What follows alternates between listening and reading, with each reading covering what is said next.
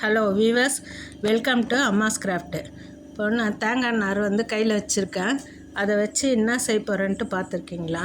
இதில் ஒரு கிராஃப்ட் மாதிரி செஞ்சு காட்ட போகிறேன். வேஸ்ட்டான பொருள்லேயும் உபயோகமான ஒரு பொருள் செஞ்சு காட்ட போகிறேன். அது என்னென்னாக்கா, இந்த தேங்காய் நார், தேங்காய்க்கு மேலே இருக்கு இல்லையா, அந்த நார் தான் இது. இதை வச்சு எப்படி செய்கிறேன்ட்டு காட்டுறேன். சின்ன பசங்களுக்கெல்லாமே யூஸ் ஆகும். பெரியவங்களும் இதை ரிங்கு மாதிரி அந்த காலத்தில் போட்டிருந்தாங்க இல்லையா, அதுக்கெல்லாம் இது உபயோகமானதாக இருக்கும்.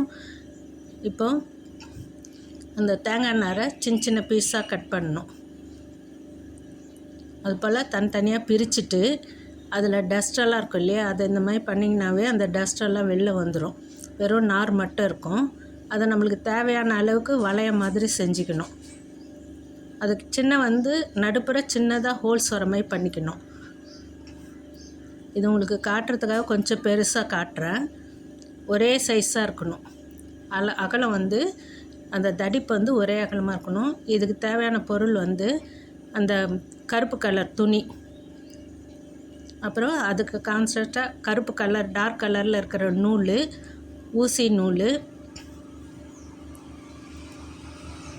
கத்தரிக்கோல், இவ்வளோ தான் இதுக்கு தேவை. இதை எப்படி செய்கிறேன்ட்டு இப்போ காட்டுறேன். ஊசி நூல் லாஸ்ட்டில் தைக்கிறதுக்காக வேணும். அது கருப்பு கலரோ இல்லை டார்க் கலர் எது இருந்தாலும் பரவாயில்ல. நான் உங்களுக்கு பச்சை கலர் டார்க் கலர்லாம் இருக்குது எடுத்து காட்டுறேன். உங்களுக்கு தெரியணுன்றதுக்காக அந்த கலர் காட்டுறேன். இப்போ அந்த நாரை சின்ன வளைய மாதிரி ரவுண்ட் பண்ணணும். அகலம் ஒரே சைஸ் வர மாதிரி பண்ணிக்கோங்க. அது மேலே நூலோ இல்லை சணலோ ஏதோ ஒன்று அந்த நாருங்க பிரிஞ்சு வராத மாதிரி போல் சுற்றி விட்டுடணும்.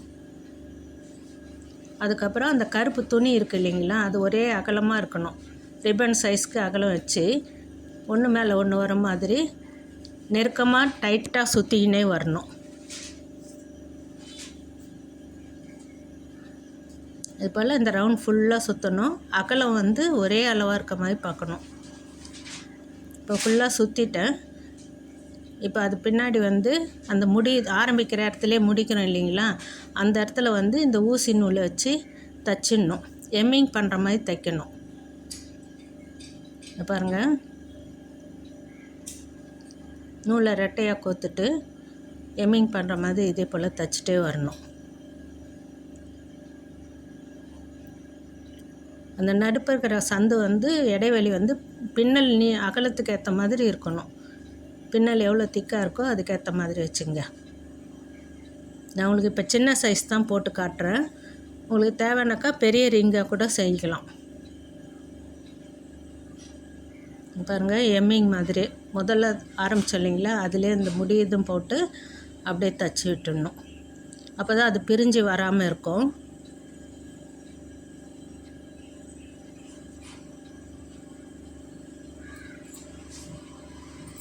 லாஸ்ட்டில் அப்படியே முடி போட்டு விட்டுடணும். இந்த நூல் பிரிஞ்சு வராமல் இருக்க ஒரு தையல் ஒன்று குத்தி ஏற்றுட்டிங்கன்னா அந்த முடி பிரிஞ்சால் கூட அது பிரிஞ்சு வராது, முடி பிரியாது. பாருங்கள், இப்போ இந்த ரிங்கு ரெடி ஆயிடுச்சு. இதை அந்த கேப் சின்னதாக வச்சுக்கலாம். முடி அகலமாக இருந்தால் இந்த சைஸ் வைக்கலாம், இல்லைனாக்கா சின்ன சைஸ் வச்சுக்கலாம். இது சின்ன பிள்ளைங்களுக்கு ஆண்டாள் மாதிரி கொண்டை போடுறதுக்கும் வச்சுக்கலாம். லேடிஸ்க்கு பின்பக்கம் கொண்டை வைக்கிறதுக்கும் வச்சுக்கலாம். ரிங் கொண்டைன்னுவாங்க, பால் கொண்டை, ரிங் கொண்டெல்லாம் இருக்குது இல்லைங்களா, அதில் ரிங்கு மாதிரி போடுறதுக்கு இது அந்த காலத்தில் நிறைய யூஸ் பண்ணியிருப்பாங்க. பழைய படத்துங்கள்லாம் பார்த்திங்கன்னா இருக்கும், அந்த மாதிரி போட்டிருப்பாங்க. இப்போ இது எப்படி வச்சுருக்கேன்ட்டு காட்டுறேன். ஒரே அகலமாக இருந்தாக்கா இன்னும் நல்லா நீட்டாக இருக்கும்.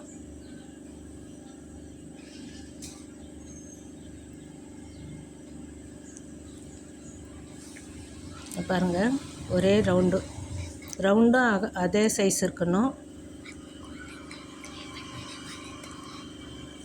பாருங்கள், ஆண்டாள் மாதிரி கொண்டை வைக்கிறதுக்கு தலைக்கு சைடில் வைக்கிறது. உங்களுக்கு சும்மா வச்சு காட்டுறேன். லேடிஸுங்க பெரியவங்க என்ன பண்ணால் பின்பக்கம், அதாவது பின்னாடி இருக்கிற பக்கத்தில் இது போல் ரிங்கு வச்சு சென்டரில் முடி எடுத்துட்டு சைட்லெல்லாம் சுற்றி வர மாதிரி முடியை பண்ணிவிட்டு அதில் அங்கங்கே கொண்டை ஊசி குத்தி முடியை ரவுண்ட் பண்ணி விட்ருவாங்க, எக்ஸ்ட்ரா வர முடியை. அதில் பூ கூட வச்சுக்குவாங்க. அதை பின்பக்கம் வைக்கிறது இது.